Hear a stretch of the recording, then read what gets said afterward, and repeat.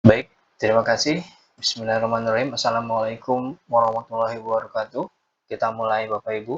Eee, Hari ini kita coba membahas sebuah fenomena, sebuah hal yang cukup, eee, bernilai baik gitu ya, dari sudut pandang saya, karena saya melihat ini sebagai sebuah hal yang bagus gitu ya. Sebuah fenomena ini disebut sebagai word of mouth atau rekomendasi sederhananya gitu ya, yang diberikan satu konsumen kepada konsumen yang lain. Nah, ini masuk dalam ranah manajemen pemasaran. Dan hari ini kita ngebahas word of mouth dilihat dari sudut pandang variabel penelitian, bukan sebagai sebuah teori. Jadi kita tidak membahas detail teorinya seperti apa, tapi kita lihat bahwa word of mouth ini bisa diangkat sebagai salah satu variabel dalam penelitian, dan nanti variabel ini akan mempengaruhi apa, atau variabel ini bisa mempengaruhi variabel apa gitu ya. Oke, kita mulai Bapak Ibu.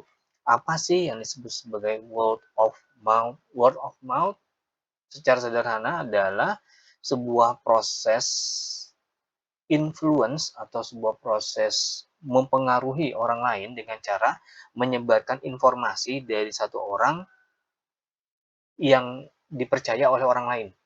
Jadi saya misalnya dipercaya sama Bapak Ibu, saya bilang A, itu Bapak Ibu terima, itu word of mouth. Nah, ini bisa jadi dua, bisa jadi saya yang sampaikan informasinya ini bernada baik, bisa juga bernada yang buruk. Tapi biasanya word of mouth itu adalah sebuah penukaran informasi atau pelemparan informasi atau penyebaran informasi yang positif. Biasanya kayak gitu.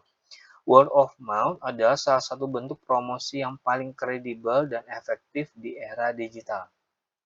Kenapa? Karena dari sudut pandang si konsumen, sama-sama konsumen. Jadi saya beli, Bapak beli, Ibu beli gitu ya. Begitu saya bilang, produknya nggak enak. Oh, nggak enak ya? Kenapa nggak enaknya? Asinan. Masa nasi goreng asin banget gitu. Itu tuh word of mouth. Itu lebih lebih nyata dibandingkan kalau Bapak Ibu ngelihat iklan di TV gitu loh. Iklan di TV biasanya kan sifatnya bombastis gitu. Misalnya iklan di TV misalnya menampilkan mobil dengan atau shock absorbernya yang bagus, yang empuk, yang nyaman. Tapi kalau misalnya saya bilang Bapak Ibu, ah kalau beli mobil jangan yang itu, yang lain aja, pernya arah gitu, ngebanting banget itunya pernya jadi langsung pegel gitu, kayak gitu. Nah ini bisa membuat yang namanya orang jadi membatalkan eh, pembelian. Sebagus apapun iklannya, kalau misalnya word of mouth tidak mendorong itu, tidak bersinergi dengan itu, nanti akan percuma gitu ya. Ini akan membuat jadi kontraproduktif. Jadi nanti iklannya nggak bisa dipercaya, iklannya lebay, gitu kayak gitu. Nah ini akan berdampak buruk nanti ke depannya, gitu ya. Ini word of mouth. Jadi dia penting banget, dia memang sangat dipercaya, lebih dipercaya dibandingkan dengan si iklan. Gitu. Kenapa? Karena yang kita dengerin orang kita percaya. Gitu. Jadi ini membuat kita jadi mendapatkan sebuah rekomendasi yang dalam bahasa sederhananya rekomendasi yang paten, mantap. Gitu ya.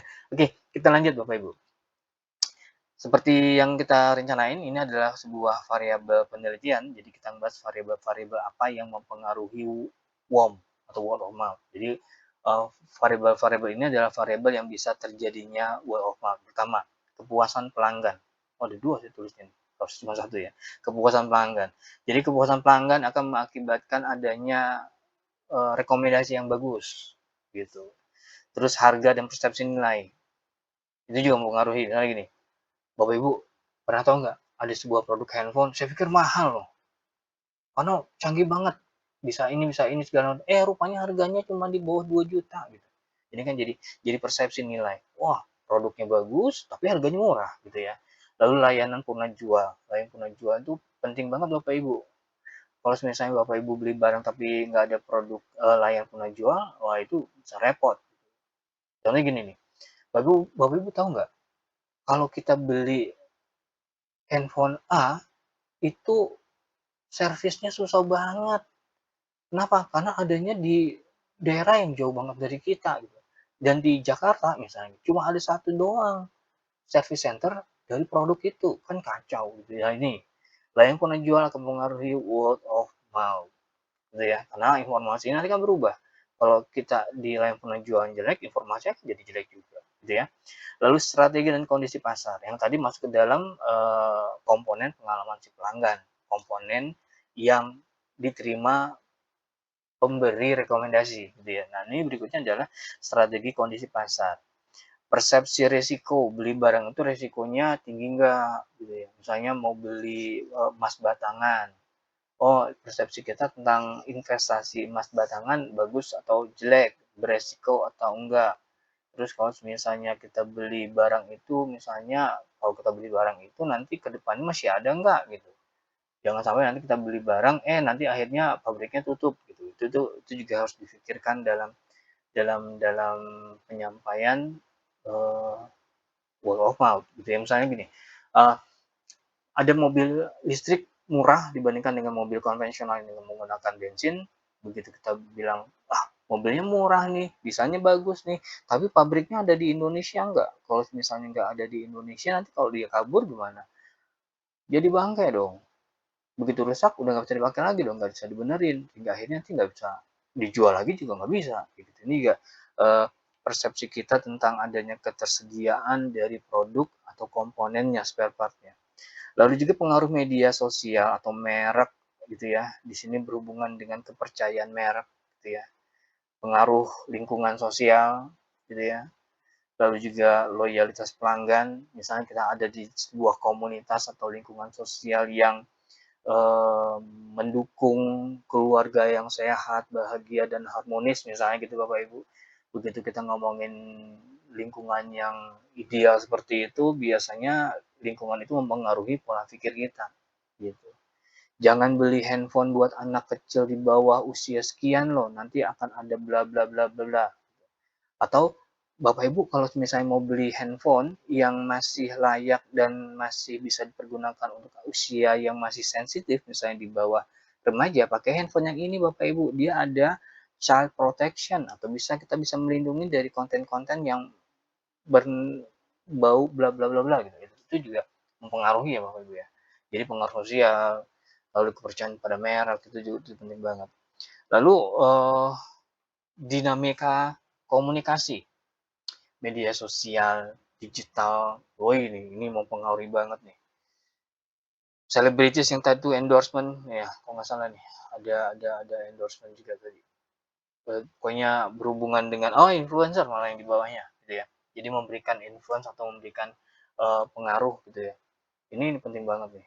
Pola belanja kita, jangankan itu pemilihan umum gitu ya, pemilu, pilkada gitu, kalau pakai endorsement ini akhirnya akan bisa menggiring opini dari masyarakat untuk memilih atau kalau dalam bahasa pemasaran bisa membeli barang tertentu gitu loh. Jadi ini penting banget gitu ya. Jadi ini adalah pengaruh dari word of mouth. Jadi word of mouth itu bisa uh, timbul secara organik gitu ya, atau kita bisa generate gitu ya, kita bisa bikin dengan bantuan para selebritis atau para influencer untuk jadi misalnya jadi brand ambassador segala macam gitu ya, dan seterusnya. Ini penting untuk difahamin gitu ya. Jadi ini ada beberapa variabel yang mempengaruhi word of mouth, tapi ada juga variabel yang dipengaruhi word of mouth. Gara-gara word of mouth kita bisa beli ulang gitu, gara-gara word of mouth. Misalnya saya beli es krim, rasanya rasa stroberi misalnya gitu. Begitu saya beli es krim rasa stroberi, saya bilang wah enak nih rasa stroberi. Terus teman saya datang, udah coba es krim dengan rasa coklat belum? Oh itu enak, lebih enak dari stroberi. Itu beli lagi. Jadi kita terkuatkan gitu ya. Jadi yang awalnya kita ragu-ragu, ada beli nggak ya yang lainnya? Nanti nggak enak lagi. Yang jelas stroberi enak. Begitu misalnya ada yang bilang stroberi enak, lo belum pernah nyobain yang coklat. Lo cobain yang coklat. Ada lagi minat pembeli ulang, keputusan pembelian. Dan itu membuat kita jadi retensi. Jadi, begitu gue makan es krim yang stroberi enak, coklat enak, buat apa gue pindah merek. Jadi retensinya tertawa di situ. Gitu ya. Ada yang lain misalnya ada kesadaran merek, persepsi merek misalnya. kita beli barang, beli ini, lu tahu nggak, kalau misalnya lu pakai produk itu, yang lu pakai sekarang, keuntungannya dipakai untuk donasi ke Palestina. Wih, keren dong produk gue gitu. Jadi kesadaran merek. Jadi nanti akhirnya juga ada loyalitas merek, gitu ya. Hingga akhirnya nanti akan ada timbul banyak hal, gitu ya. Ada tingkat engagementnya yang cukup tinggi dan seterusnya, gitu ya. Ini adalah beberapa hal yang bisa dipengaruhi oleh word of mouth, yang tadi sebelumnya ada beberapa yang mempengaruhi word of mouth. Kesimpulannya Bapak Ibu, word of mouth itu penting banget gitu. Kenapa? Karena dia langsung ke dalam benak dari si konsumen. Kalau cuma pakai iklan mungkin selintas. Produk yang ada ditampilkan di iklan sejenis itu banyak banget. Hingga akhirnya mungkin beda-beda tipis gitu ya. Contohnya kalau misalnya kita ngomongin susu balita itu biasanya sama-sama klaim banyak dipakai sama anak di bawah 5 tahun gitu.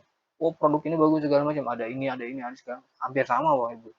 Tapi kalau misalnya ada rekan ibu khususnya ya, ibu-ibu, rekan ibu yang bilang atau paman atau bibi gitu ya, atau rekan sekerja dia bilang anak gue pakainya susunya ini loh karena dia cocok gitu.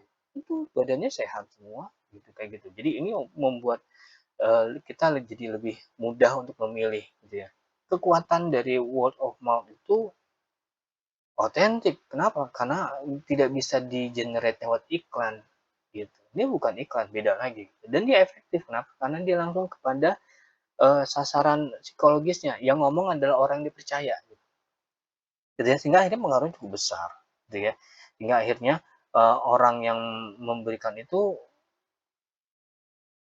bisa mempengaruhi dengan cukup besar sehingga akhirnya kita bisa mengambil keputusan bahwa oke, kita beli barang yang seperti ini. Seperti itu.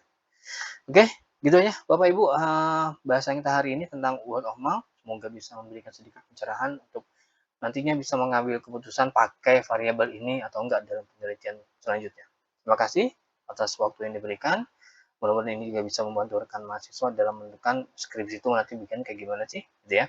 Saya pamit, selamat siang. Sekali lagi, sehat-sehat semua. Wassalamualaikum warahmatullahi wabarakatuh. Terima kasih, saya pamit.